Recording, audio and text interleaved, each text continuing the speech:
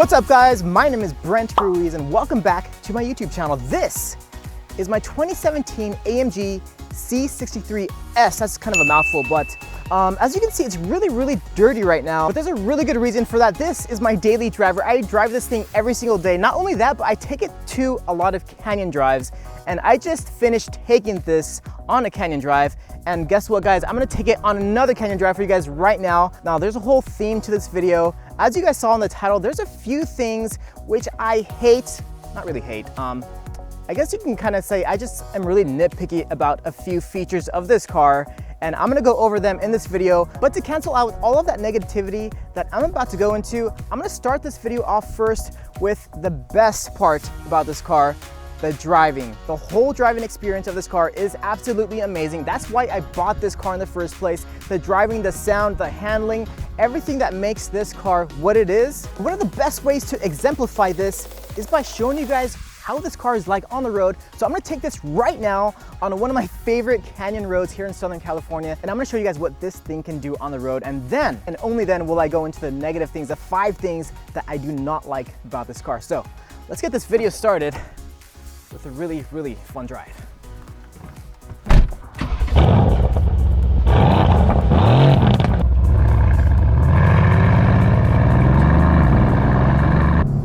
All right guys, so before we talk about those 5 things that I do not like about this car, let's talk about the number 1 thing that this car was made for and the number 1 reason I bought it for, the absolutely insane driving experience. Welcome to one of my favorite roads here in Southern California.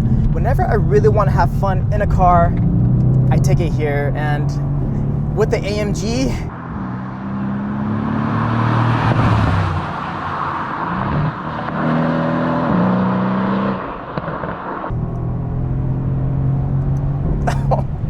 with the AMG, like this road, it has lots of twists and turns, but it has a fair share of straightaways and S's and pretty much every kind of turn you can imagine, hairpins as well. And guys, the AMG, I really did not expect it to ever perform as well as it does on a road like this. The amount of power that this car has and the amount of grip that it has is so much fun. Even on a road like this with all of these twisties, it just performs so well. I was surprised the first time that I brought it to this road, given how heavy this car is. It's actually close to 4,000 pounds, the curb weight.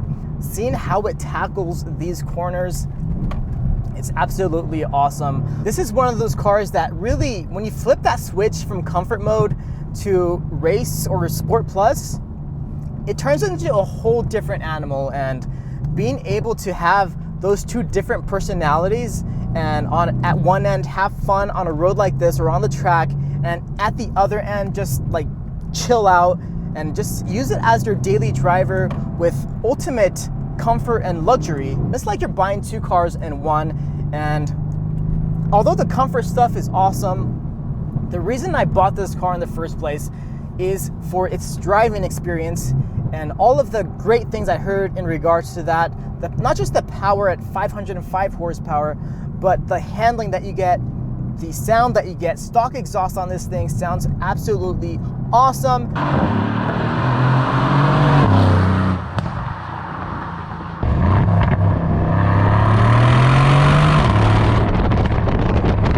And you get those awesome crackles on the overrun pretty much every time. Whenever the exhaust valves are open, this car does not sound bad whatsoever. Being a stock exhaust, the AMG guys nailed this car. They nailed it.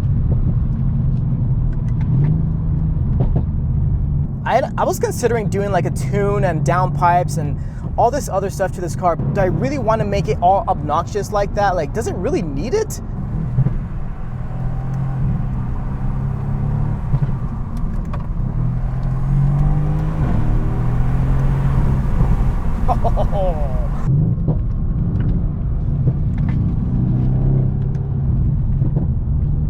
It's so insane how this car pulls through the corners. It's a rear-wheel drive car. It's not all-wheel drive, it's rear-wheel drive, but it drives like an all-wheel drive car in the corners. So what does that mean? It means that you do not sacrifice that turn in. This car is like almost a surgical instrument. The turn-in is so precise. You just throw it in and it just pulls you through it. And if you really know what you're doing with this thing, you can power out of corners with confidence, especially if your tires are in shape. Wow. And even on these hairpin turns, God, you just throw it in. Woo! Crazy. And another reason I'm so confident in this car are because of the brakes. They're so powerful. I do have the optional carbon ceramic brakes, which they only put on the front. That's gonna be one of my gripes with this car, as you'll soon hear, but God, the stopping power that they offer. Cooling down here, the driving experience that this car offers is second to none in this segment of car. Absolutely, I 100% stand by that. All right, so I'm just pulling over here, and while that was an amazing drive, there are 5 things, as I mentioned before, that I'm gonna be talking about that I'm not too much of a fan of. So to start this list off, I'm gonna go outside real quick and show you guys the brakes of this car. This is definitely like a first world problem, but it is kind of interesting, the decision that they made, that AMG made with the brakes. If you are to get the optional ceramic brakes, as I mentioned before, they're only on the front. If you get the optional ceramics, they only put them on the front. They're not on the back. What that means is, well, let me show you. All right, so let me show you guys what I'm talking about. Now, I specifically have not washed my car for this reason, for demonstration purposes only, okay? If you guys have not been able to tell yet, check out this wheel versus that one. No, they're not different colors. This one just has a crap ton of brake dust compared to the fronts, which obviously have a lot less because they're ceramic. And as I said before, when you get the optional ceramics, they only put them in the front. They don't have them on the back. So on the rears, you're left with your steel brakes, which obviously produce insane amounts of brake dust. As you can see, well, yeah, that's definitely gonna need a wash soon, but for demonstration purposes only, okay guys, for demonstration purposes only, you can see the huge difference from the front wheels and the rear because of the brake dust. So yeah, that is my first completely unnecessary nitpick with this car, especially since, you know, it's an option that you'd get to increase the performance and obviously increases the price of the car when you option those ceramic brakes. But hey, I guess you just gotta wash your car a little bit more often to kind of offset how dirty the rears get in comparison to the fronts. Okay, so let's move on to number 2.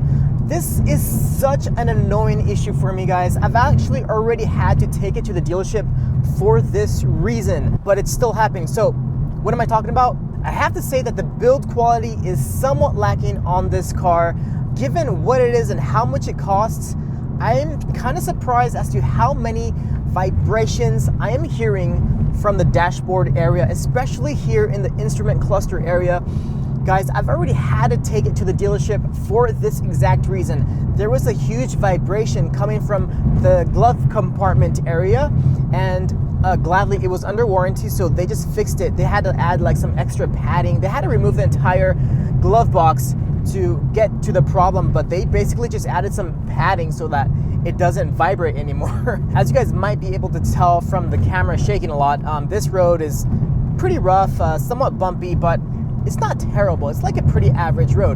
Whenever I'm on roads like this, I can really hear that vibration, and I have to like literally do that to my dashboard, hit it a couple of times to get that vibration to stop, and sometimes it doesn't even stop. I've just transitioned to a slightly smoother road here, a newer paved road, and it has helped a little bit, but even on those little like rough sections, it comes back and sometimes it stays there. I'm sure you guys have probably experienced this in one of your cars, either now or in the past. You know, the vibrations that you get in the car is just so annoying. You don't know where they're coming from, and it's just like impossible to find them sometimes. So that is probably my like number 1 thing that if I had to rank these 5 things in order, this one would definitely be at the top, because it is something that kind of goes into like the build quality of the car. In a car that costs nearly $100,000, I really don't think this issue should exist, especially seeing as how this car is completely stock. Nothing has been changed. It doesn't have like a super loud straight piped exhaust that might cause additional vibrations throughout the cabin. It doesn't have anything like that. It's completely stock. So yeah, 100K for a car. These vibrations should not be here, in my opinion. And that kind of brings me over to the next issue, kind of in the same realm as to the build quality of the car for the amount of car you're paying for. I gotta say that this car has a little bit too much of that plastic trim around the interior of the cabin than I think it should have. You know, this car has a ton of carbon fiber. I think it has like pretty much every carbon fiber option you can think of. And it also has the full leather package, which gives you the leather trim on your dashboard and various other sections of the interior on the door panels and whatnot. But still, even with all of those options checked, there's still so much plastic trim invading this cabin. All right guys, so I just pulled off the road again to show you guys number 3 in my list of completely unnecessary nitpicks of this car. That has to do with this annoying button. That's the auto stop start button, okay? Now, why is that such an issue for me? Well, let's turn on the car and I'll tell you why.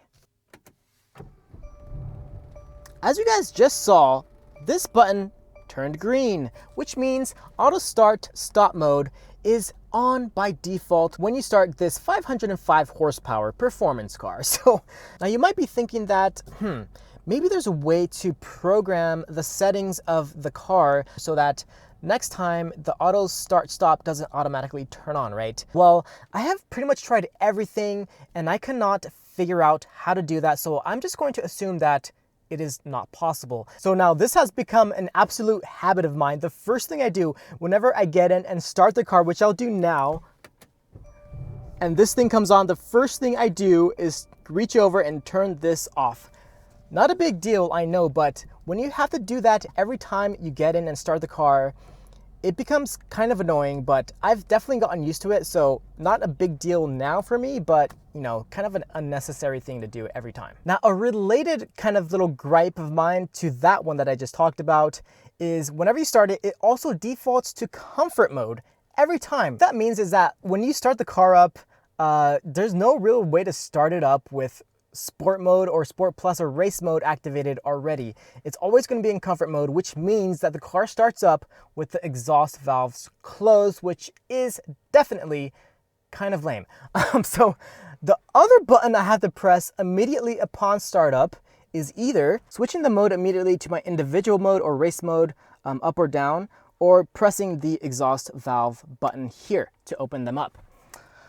Again, not a big deal either way, but still something unnecessary that I have to do, and by now I've definitely gotten used to it. Now that being said, there is a way to go ahead and start up the car with the mode that you desire, but you do have to do a little bit of a dance to get there. First of all, you have to turn the power of the car on first without starting the car itself by just pressing this without your foot on the brake, and then you get your power. And now and only now can you use your selector here to change into the mode that you would want to start the car in. So I'm pretty much always in race mode or individual mode. And now, since we're in race mode, we can go ahead and power the car on and it'll start up with exhaust valves open. Much, much better.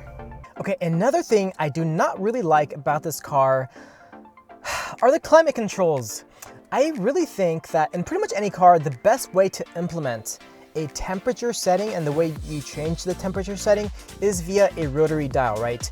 This car does not have that. At least it doesn't have it easily accessible. So let me show you guys what I'm talking about. All of your climate controls are right here in your center console. And this is the magic button, up or down, to change your temperature setting, right? So let's take into account a real world situation. Let's say right now it's like super hot outside and I want the AC down at its coldest setting. So let's go down a little bit and we have it at its lowest setting at 60 degrees. All is fine in the world. The AC works amazingly well in this car, as you can imagine. Now, let's take into account a different situation later that day in the evening when it might be a lot chillier out, right? So I want to increase the temperature to its max setting. Now, the only real way to do that, unless you want to go through the screen, and I'll show you that right now, is to click that temperature button multiple times until you're all the way up. So as you can imagine, pushing this button all the way up, all those multiple times until you're all the way from 60 degrees to 84, that's 24 presses of this button to get to where I want to get to. Not exactly the most optimal of procedures to get your temperature setting from the lowest to the maximum or vice versa. Now, I would much rather have a rotary system, which there is actually in this car, but you have to go through the menu setting as I'll show you right now. You have to click this menu button right there. And then when you get to the temperature setting here, you click the button down, and only then will you have access to this rotary dial on the digital screen, where you can do exactly what I want to do all the time, right? So if we had this rotary dial, like in place of this button here on the physical dashboard or the physical center console here, that would be perfect. But unfortunately, we are having to go through the screen to get access to this. Definitely something of a nitpick, but it's something I really wish I had that rotary dial on the center console. All right, guys, let's talk about number 5, the last item on my list, and definitely the least important. This is going to be very, very nitpicky, and it has to do with what's inside the glove box. So this car and many other Mercedes have an awesome feature. If you just check out the menu here on the screen, the air freshener feature, which is really a great idea. Basically, it pushes through the air vents here the scent of your choice, whatever you have loaded inside the glove box here. So I'll show you guys that, and that's where the problem lies. Right now I have this scent called Freeside Mood, whatever that is. This all works fantastically. Now that's not the problem. The problem is this thing. As you can see, this thing comes out so easily out of its little slot here. It's actually very, very sturdy. If from left to right, it does not come out. But if you pull it straight back, it is super easy to remove, which means whenever you do any kind of pretty hard pull in this car, hard acceleration, this thing will always pop out this way like that. And after that, it's just gonna be rattling all around this glove box until you put it back in there. So that can be really annoying whenever you're going on an aggressive drive and you do any kind of acceleration. Guys, be prepared to hear like this thing clunking around in the glove box everywhere until you pull over and put that thing back in its place. I know, not a big deal either way, but when you're on a fun drive and you hear this thing clanking around in there, it is not really ideal. So anyway, that's why it's number 5 on my list. And speaking of the list of things I hate about this car is finally over. That is pretty much all the things I don't like about this car. And you guys can probably tell how nitpicky I have been about coming up with even those 5 things. Yeah, that just kind of goes to show you how awesome this car really is.